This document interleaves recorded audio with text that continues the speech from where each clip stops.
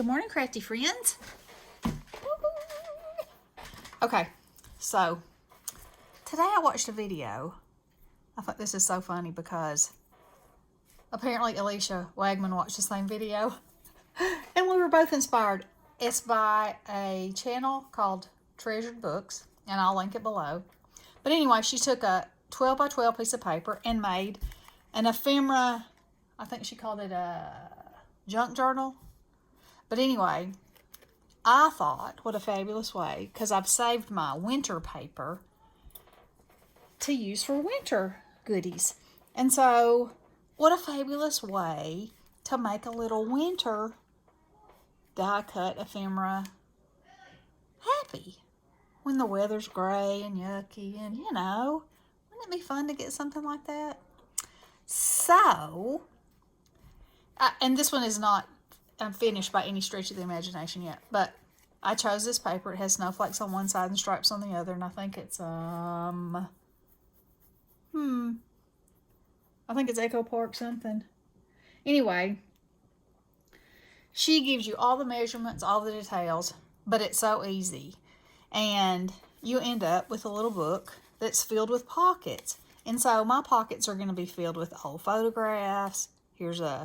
This is not a real twig, but it does look like one. You know, wooden things, all things that have to do with snow. There's a vintage picture of somebody throwing a snowball. Here's a snowy scene. There's, you know, I've started, but I have not. There's the people playing in the snow. And so I'll put mittens and ice skates and, you know, fill it up with all kinds of fun winter things. But what a nice flat, you know, little container. And you can, of course, you can put a belly band on it. You can tie it here. You can make other pockets with it. But it's super, I mean, basically you take a piece of paper, you fold it like this. I'm just going to quickly kind of give you a rundown of how fast you can do it. So, fold it in half like that. Then you open it up. Oh no. Then you measure over 5 and 5/8. So, there.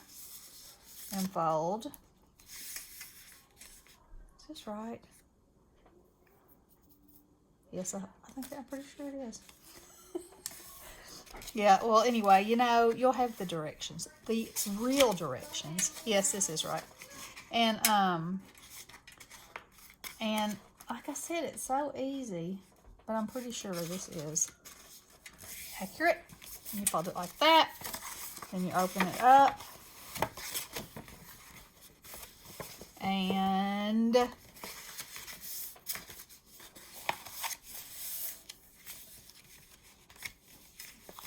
you fold this back. And of course, if you were doing this where you were actually measuring correctly, you know, you would have a much better job. Where you actually measured, because now mine are really wonky, but you know what? It doesn't even matter because it just makes your pockets, and it's so awesome. Okay, so you can fold it either way. I'll fold mine like this. So that made a little wonky area. But see, so you either glue it or sew it right here, is how she did it.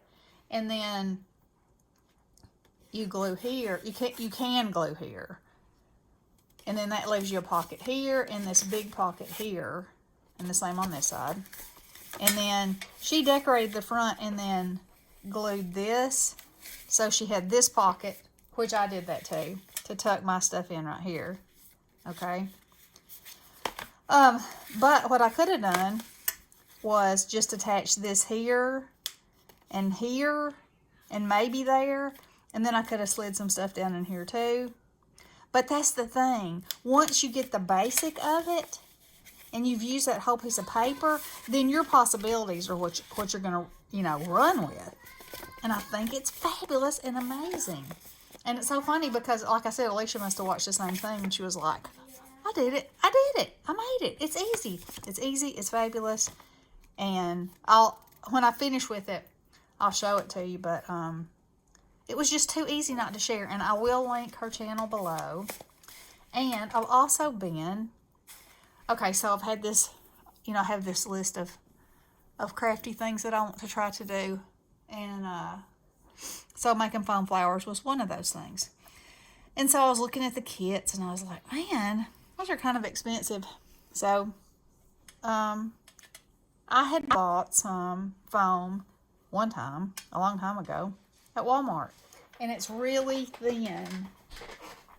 It is this thin. Okay. And so Crafter's Companion makes some. There's another company that makes some.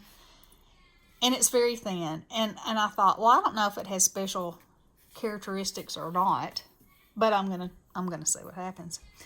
So I had a poinsettia die, and so I cut the poinsettia die, and they had a small iron sitting there, and they touch it to the iron, and when they do it, it shrinks up and kind of starts curling, making your leaves. But I used my heat gun, and it did the same thing.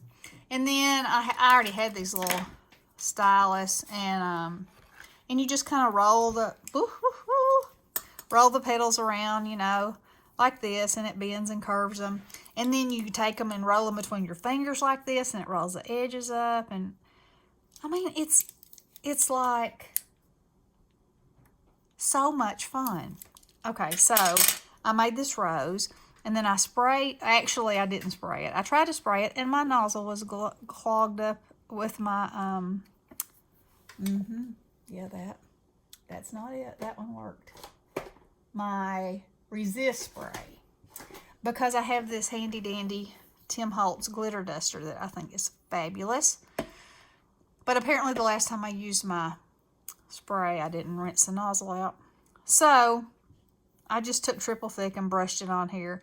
And then I put it over the garbage and, there's a piece of glue, and sprayed it.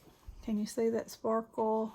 Yeah, I love that. It's just subtle, but like frosty.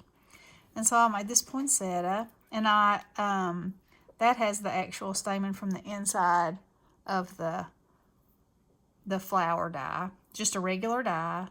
And I watched a video this morning, and they said you could cut several pieces of this small foam. And again, I don't have the real thing. I have this, and I don't know if there's a difference or not. But anyway, here's another one. And you can use distress crayons. You can use pastels to make them shaded. You can dip the ends in glitter. And I used a little rhinestone there in the center of that one. I used glimmer paste on the edges of this one, and I used micro beads for the center, and I did the same thing with that one. And so I'm having a really good time with these things, and I really think they're pretty. I'm pretty pleased with my results. So, that's something else you might want to think about trying to do for fun. Right, Will? Yeah. My faithful assistant is over here.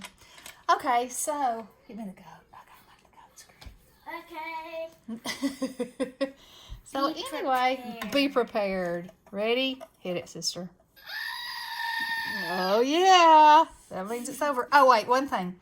For any of you that don't know about Sabrina, our buddy, her house was broken into and someone stole her Christmas, and there's a GoFundMe page set up. The link is on Heather Manning's channel. I'll try to put it on mine too. But anyway, can you imagine having everything wrapped and ready for Christmas and someone taking that away from you?